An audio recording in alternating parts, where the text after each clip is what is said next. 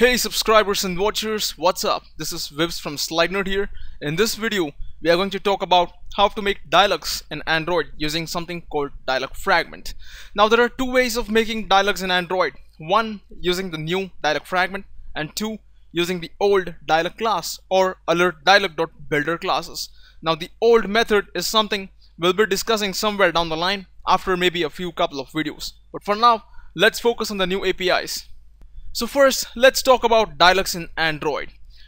You always want to ask the user something, whether it's about some setting that he wants to change or some information needed. So a dialog in Android is composed of three parts. Part 1, which is the area above, which is also known as the optional title. Here, you identify the name of the setting that the user is about to change, or you request some action like maybe say erase USB storage or something like that. Content area. Now this is the second area where you can have anything you want: sliders, list, checkboxes, radio buttons, alerts and stuff. And you can also have a simple text view with some images over here to display messages and ask the user something. And the third part is our buttons over here, which are either for dismissive actions or affirmative actions, which means you can have negative buttons like cancel, positive ones like OK. Now make sure, as per the design patterns in Android, that the dismissive action is the first button and the affirmative action is the second button.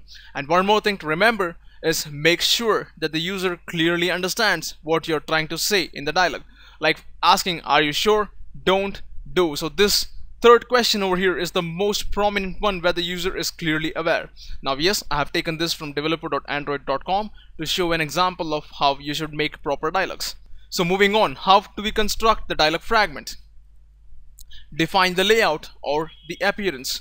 Create a class that extends the dialog fragment. And 3, simply use the onCreateView method inside that class to link the appearance, and then we are done. That's all we need to do. So how do we display the dialog fragment? Now remember, this is also 2 steps. Creating is something and displaying the dialog fragment is a separate step. So here what you gotta do is create the object of that class which you made that extends the dialog fragment.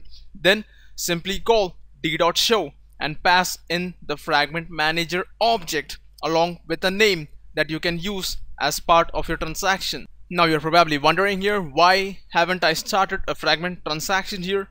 For dialog fragments, the fragment transaction is managed inside the show method, and that is the reason why you're passing the FragmentManager object as the first parameter to the show.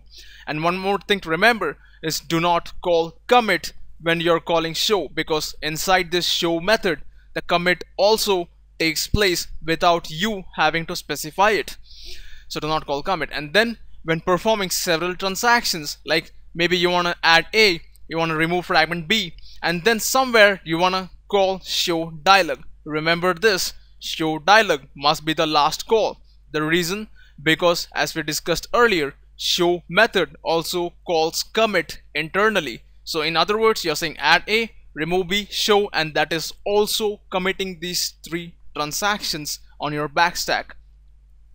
So with that being said, well, we have discussed whatever there is to know about dialog fragments from a theoretical perspective. In the next video, I'm gonna go into Android Studio and show you guys exactly how to make a dialog fragment and get this running. In the meantime, if you guys liked what you saw, please like this video, let me know your thoughts in the comment section below, and subscribe to our channel and also support us in any way you can. Thank you very much. Have a nice day.